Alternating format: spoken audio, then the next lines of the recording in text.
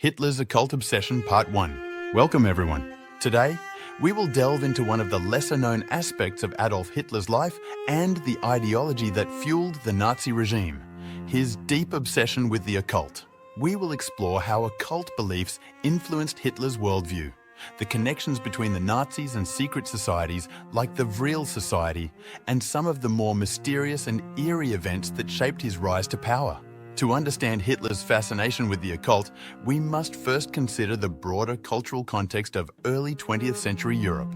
This period saw a resurgence of interest in mysticism, esoteric traditions, and occult practices. Movements like Theosophy, Ariosophy, and various secret societies flourished, promoting ideas of racial purity, Aryan supremacy, and ancient mystical knowledge. These movements often combined elements of Eastern spirituality, Germanic paganism, and pseudo-scientific racial theories, creating a fertile ground for the spread of radical and dangerous ideas. During Adolf Hitler's early years in Vienna and Munich, he was a struggling artist and a drifter, seeking purpose in a rapidly changing world. Vienna, in particular, was a melting pot of cultures, ideas, and political movements, and it was here that Hitler was first exposed to the kind of racial and occult ideologies that would later shape his worldview.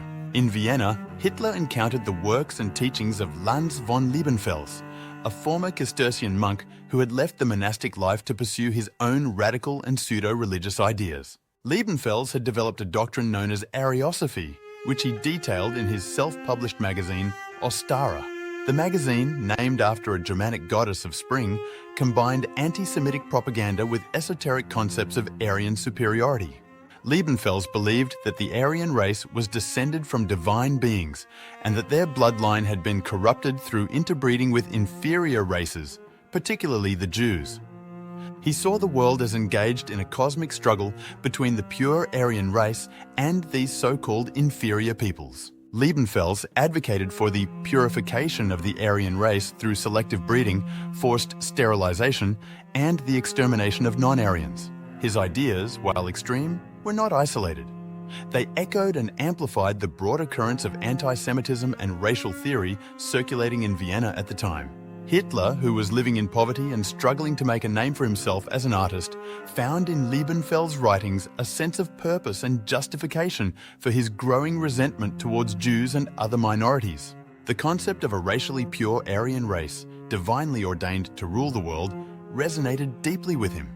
He began to view himself as part of a larger historical mission to save and uplift the Aryan race. Another pivotal figure in Hitler's early ideological formation was Guido von List, an Austrian mystic and occultist whose ideas were rooted in the ancient traditions of the Germanic and Norse peoples. List believed in the existence of an ancient Aryan civilization that had once ruled over Europe, and that the symbols and runes of this civilization held powerful, mystical truths. He was particularly fascinated by the Armanen runes, which he claimed were a key to unlocking the hidden wisdom of the Aryan ancestors. List's ideas were a blend of mythology, nationalism, and occultism. He believed that the Germanic peoples were destined to lead a new golden age, guided by a spiritually enlightened elite.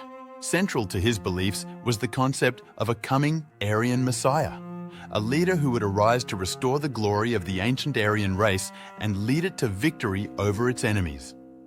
This messianic figure would be a warrior king, embodying the virtues of the ancient heroes and wielding both political and spiritual power.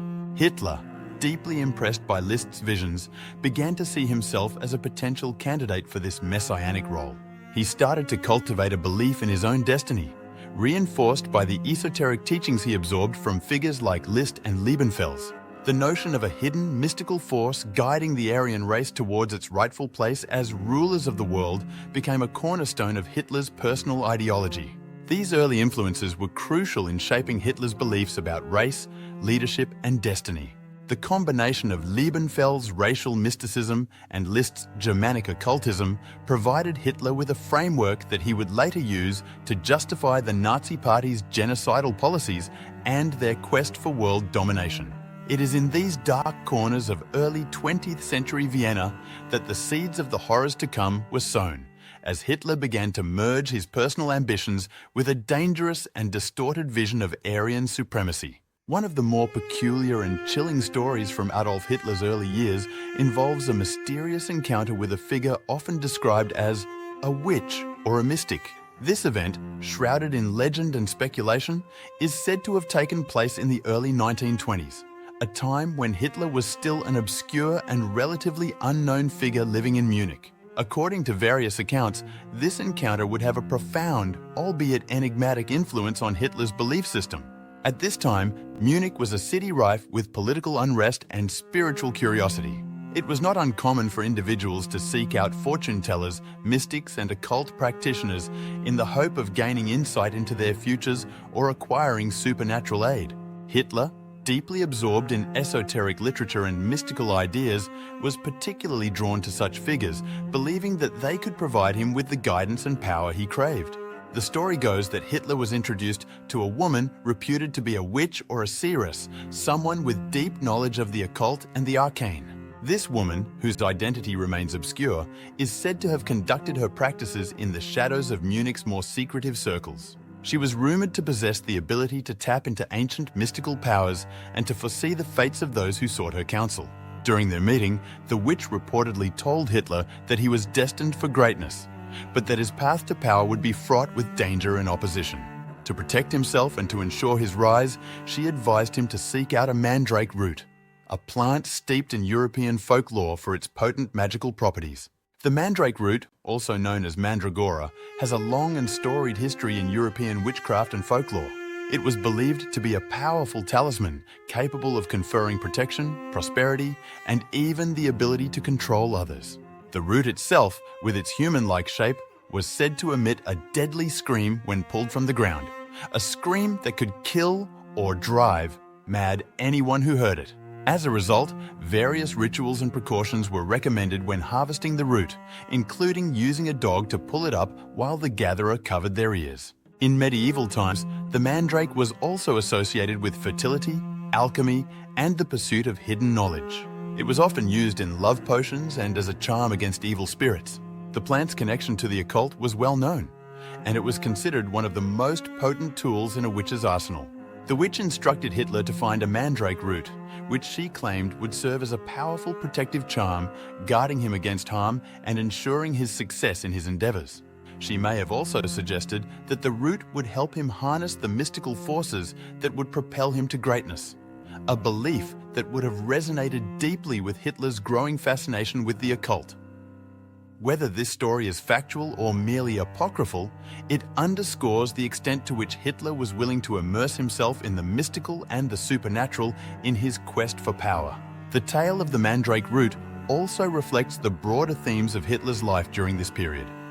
A man seeking to assert control over his destiny through any means necessary, including the arcane and the mystical. The idea that a future dictator, responsible for some of history's most horrific atrocities, might have been influenced by such an encounter adds a chilling layer to our understanding of Hitler's psychology. It also highlights the way in which occultism and superstition were intertwined with the political and personal ambitions of the time, providing a dark and eerie backdrop to the rise of one of history's most infamous figures. Whether or not Hitler ever truly sought out the mandrake root, the story illustrates the kind of mystical beliefs that fascinated him and may have played a role in shaping his later actions and the ideology of the Nazi regime. Thank you for watching. Like and subscribe for more Dark Legacy content. Come back next week for part 2.